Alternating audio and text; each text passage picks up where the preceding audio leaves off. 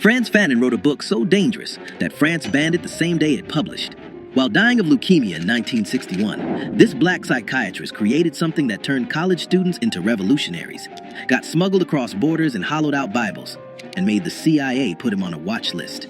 He raced against death to finish one final message to the colonized world. Your chains are in your mind. Violence will set you free, and your oppressors are more terrified of you than you've ever been of them. 3 months later, he was dead. His book is still igniting revolutions. What made one man's ideas worth killing? Fanon told colonized people worldwide that their mental enslavement mattered more than their physical chains, and that force against oppressors wasn't just justified, it was psychologically necessary for liberation. Steve Biko built South Africa's Black consciousness movement on his theories. Palestinian fighters and liberation movements from Bolivia to Ghana still quote his manifesto like scripture. They couldn't kill his ideas, and by the end of this video, you'll understand exactly why empires still fear a dead man's words. But to understand why those words detonated across the world, you need to see where the explosion started. July 1925, Fort-de-France, Martinique. Frantz Fanon was born into a middle-class black family on a Caribbean island that looked like paradise, but functioned as a psychological prison. His parents scraped together money to send him to Lycée Victor Schellcher, the island's elite school. But what happened in those classrooms was calculated violence. Every morning, black children stood and recited "Our ancestors, the Gauls," memorizing French kings and European battles, while their actual ancestors lay in unmarked graves on sugar plantations. When young Fanon spoke Creole French, teachers scolded him for not using proper French. Speak Creole? Primitive. Mention African history? Ignorant. Only French mattered. French language, French heroes, French culture. One teacher refused to participate in this erasure. Aimé Césaire had just created the Negritude movement, teaching that black identity was power, not shame. He planted seeds in Fanon's mind about pride and resistance, but seeds need fire to grow. 1940, Vichy fascists seized control of Martinique after France fell to Hitler. Suddenly, French racism wasn't polite anymore. It became official policy.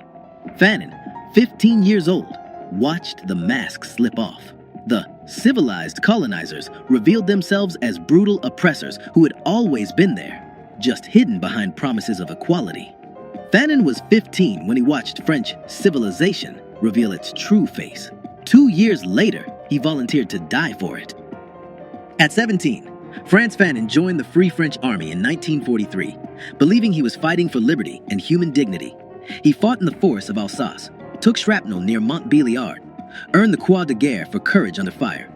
French officers pinned medals on his chest, then barred him from their mess halls because of his skin color. When Germany finally surrendered, Charles de Gaulle ordered every black soldier removed from formations entering German territory. France's victory parade couldn't have black faces visible in the photographs. The men who bled for France had to watch from the sidelines as white soldiers took credit for their sacrifice. Fanon wrote his brother Joby from Europe, "I've been deceived, and I am paying for my mistakes. I'm sick of it all."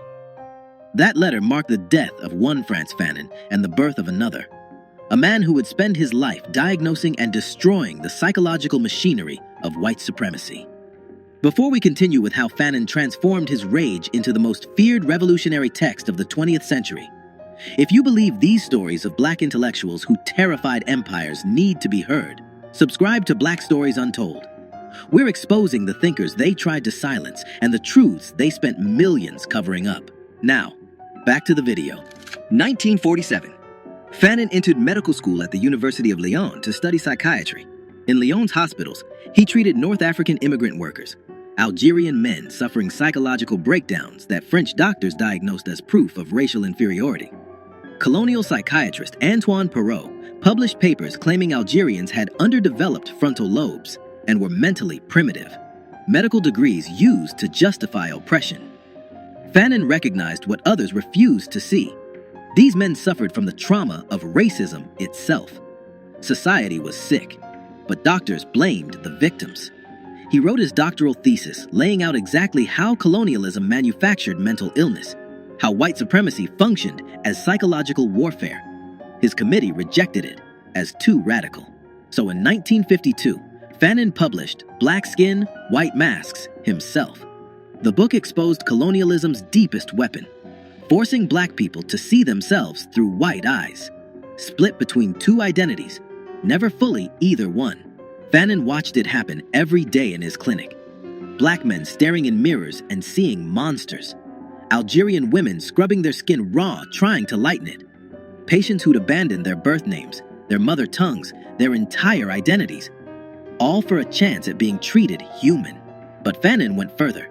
He argued that liberation required recognizing this psychological split and refusing to perform for white approval anymore. Political revolution had to begin with mental decolonization, reclaiming the right to define yourself on your own terms. In Caribbean villages, people passed copies hidden in Bible covers. In African townships, students gathered in secret to read passages aloud. Why? Because Fanon said what no one else dared. The hate you feel when you look in the mirror, that's not yours. It was planted there. You're not sick. The system is sick. And you don't need anyone's permission to be free. That book exposed colonialism's playbook. But Fanon wasn't satisfied just writing about the disease. In 1953, he walked straight into its heart. November 1953, Frantz Fanon arrived in Algeria as head psychiatrist at Blida Joinville Psychiatric Hospital. The moment he stepped off the boat, he entered a nightmare. French colonists lived in stone houses with electricity and running water.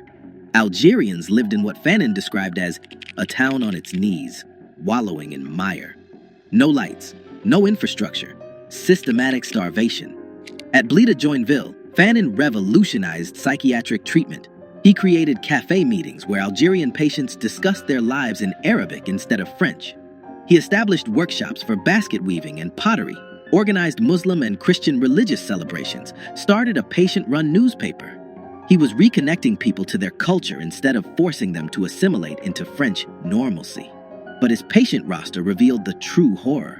French soldiers who brutalized Algerians during interrogations came to him with nightmares and psychological breakdowns. Algerian victims arrived unable to speak, unable to stop screaming. One French policeman sought treatment because torture had made him violent at home. He was battering his wife and children. The man didn't want to stop brutalizing Algerians. He wanted relief from the psychological cost so he could continue with a clear conscience. Fanon stared at an impossible truth.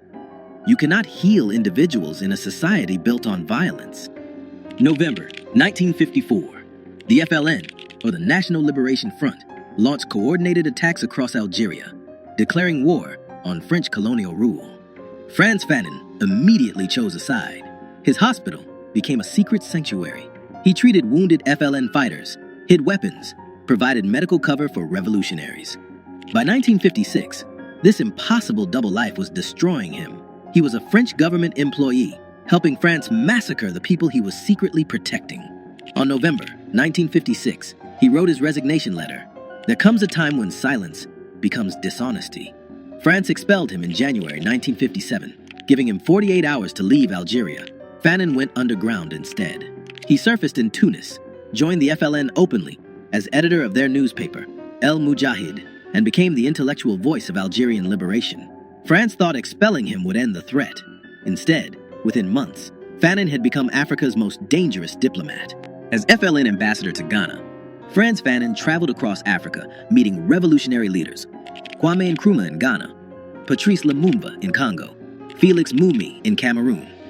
At the 1958 All-African People's Congress in Accra, he advocated passionately for the African Legion, a continent-wide armed force that could coordinate liberation struggles from Algeria to South Africa.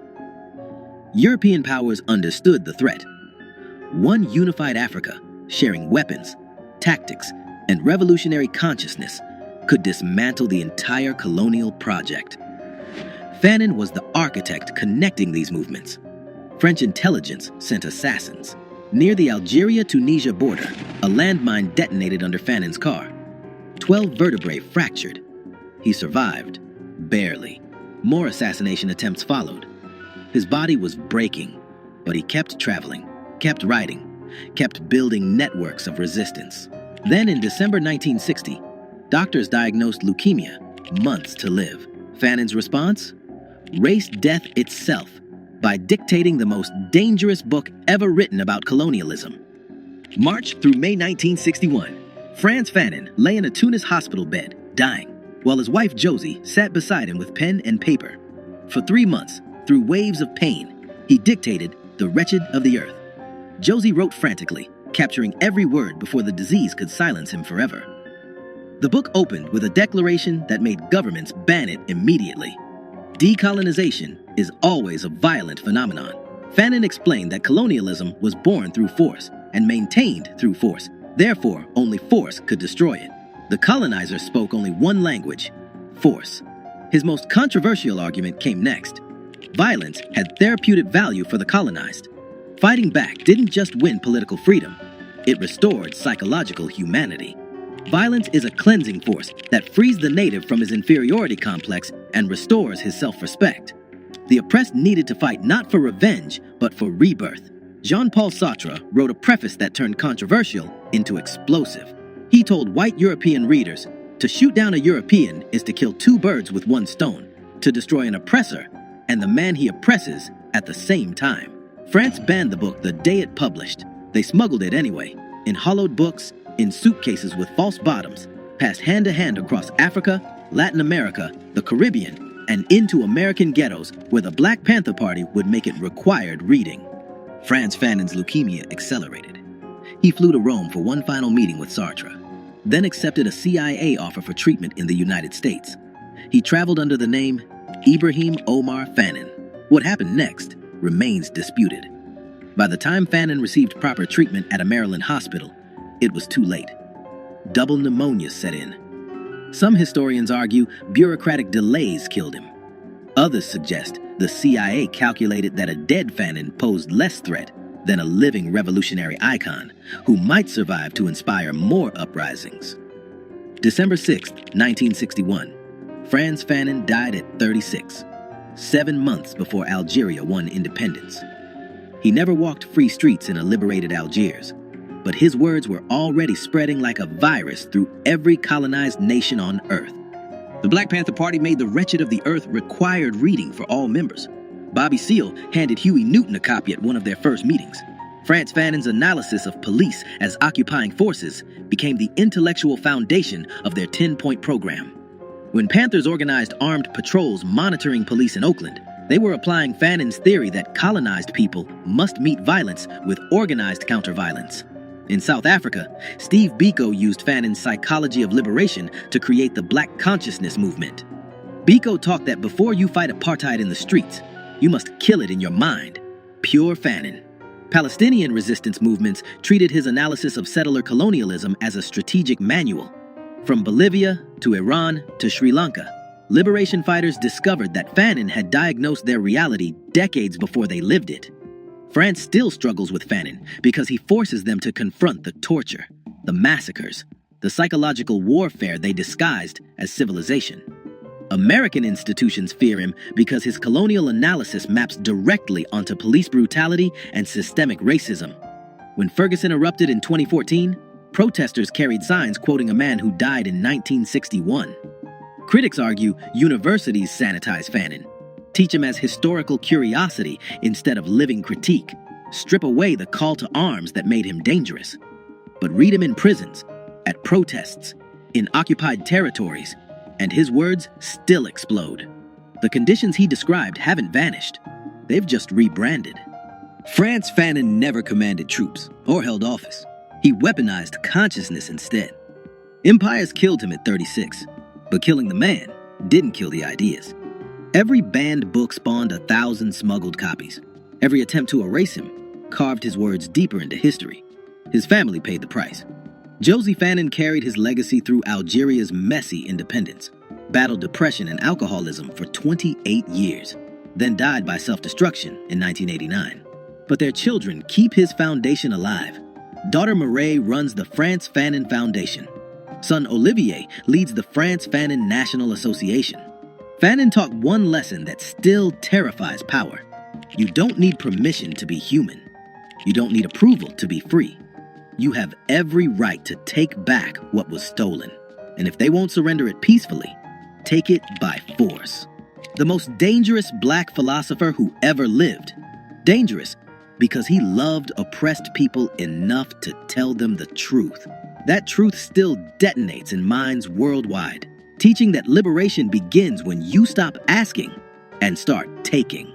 If this story opened your eyes to the intellectual they tried to erase, subscribe to Black Stories Untold. Like this video, share it, and comment which dangerous truth teller we should cover next. Because they can kill the revolutionary, but they can't kill the revolution.